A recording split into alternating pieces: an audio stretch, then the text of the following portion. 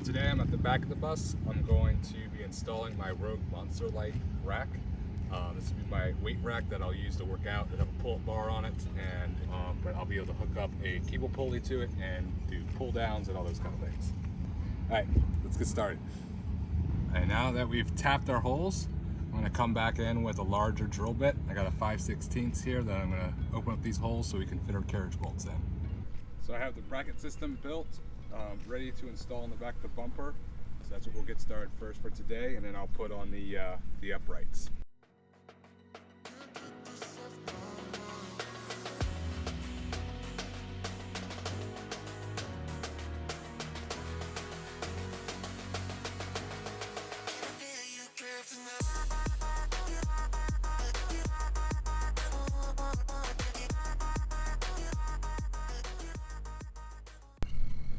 Okay, so I'm attaching my uprights for when we're parked and I'm ready to work out.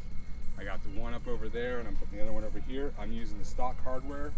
I've got these 4-inch bolts we're using, and we'll just attach them right here, and then we'll have our pull-up bar going across.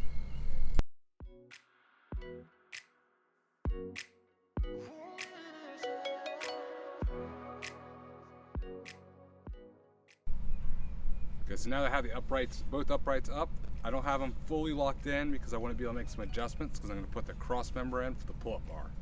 So this is the pull-up bar that will work as a cross member as well.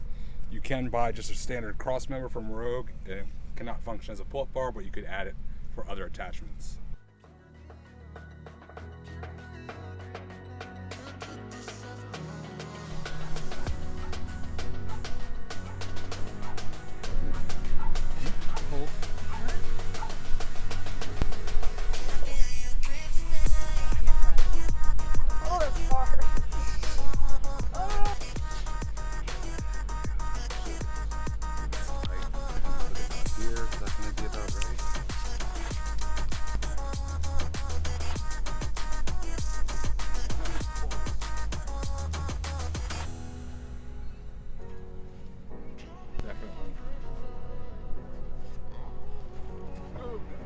That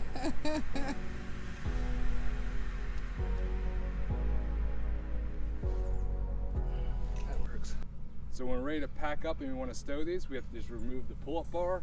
Then you remove the uprights and you will lay them flat and bolt them back into place using the standard hardware that came with the rack, and that way it'll just sit nice and flat, flush against it as a secondary bumper.